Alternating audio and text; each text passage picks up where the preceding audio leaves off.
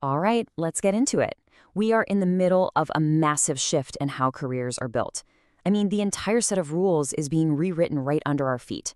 We're moving away from that old school resume, the document you dust off once a year, to something that's alive, constantly changing, and honestly, a whole lot more powerful.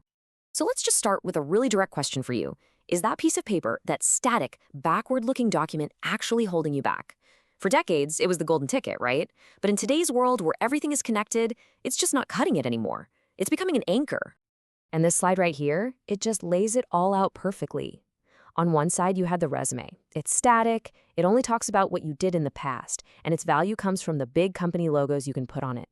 But on the other side is this new thing we're calling the reputation graph. It's totally dynamic, it's all about your future potential, and it's being validated in real time by your entire professional network.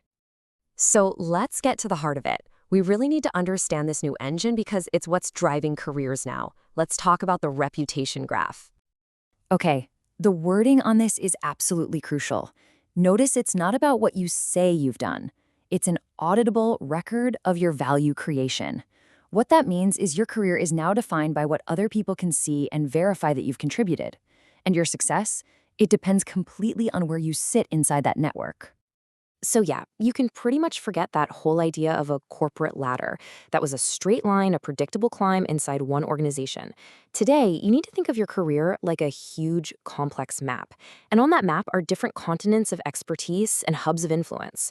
Your specific position, who you're connected to, and how literally determines what opportunities you can even see on the horizon. So if it's a map, how do we navigate it? Well, you have to understand the underlying rules. You could almost call it the physics of influence that control how this whole reputation graph actually works. Okay, I know this looks super academic, but stick with me because this is basically the secret code of networks.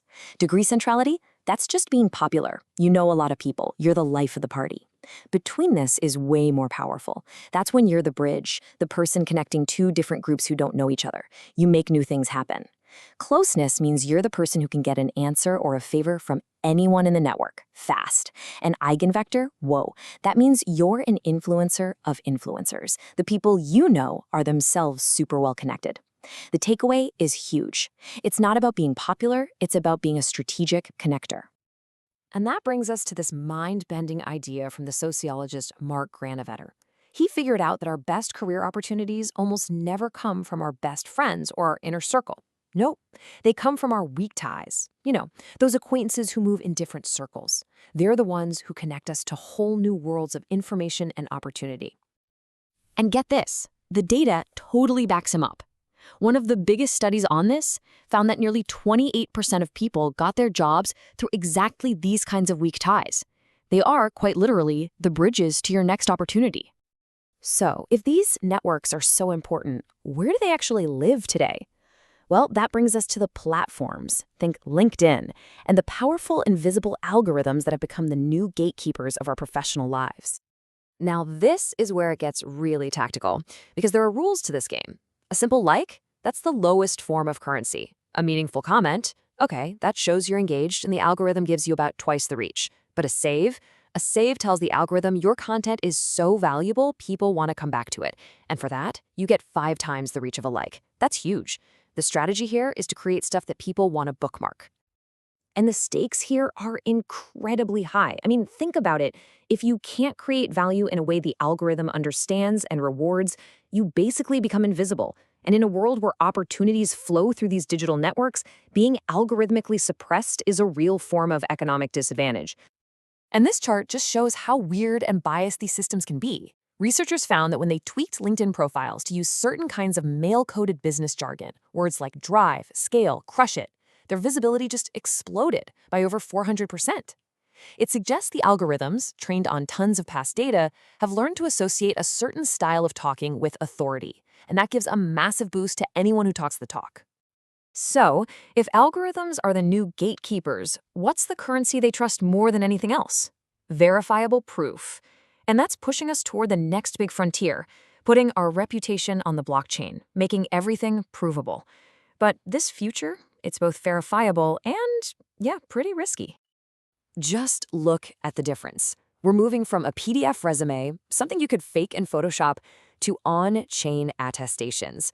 Instead of just listing a skill, imagine a university creating a secure, unchangeable digital record on a public ledger that proves you have that skill. It's totally tamper-proof, and anyone can verify it instantly. This shift has given birth to a whole new breed of platforms, like Polywork. They're built for the modern professional, the multi-hyphenate, who wears a bunch of different hats. So instead of just a job title, you link directly to your proof of work, the actual code you wrote, the designs you made. Your credibility doesn't come from a vague endorsement. It comes from tagging the actual people you worked on a project with. But, and this is a really big but, here's the paradox. This world of total verification means creating a permanent, public, and unchangeable record of your entire career. Every success, every failure, every collaboration, it could all be out there, forever. So how do we deal with that without giving up all our privacy? The answer is some seriously mind-bending tech called zero-knowledge proofs. Think of it like this. It's like proving you found Waldo in a Where's Waldo book without ever pointing to where he is on the page. You can give a recruiter cryptographic proof that you have a degree from a certain university, and they can verify that the proof is legit, all without you ever having to show them your actual diploma or personal details. It's pretty amazing. Okay, we've gone through the theory, the tech, the scary parts. So let's bring it all home. Let's put this all together into a clear, actionable playbook for how you can actually win in this new, network-weighted world. So what's the game plan? First, stop trying to be popular and start trying to be a bridge.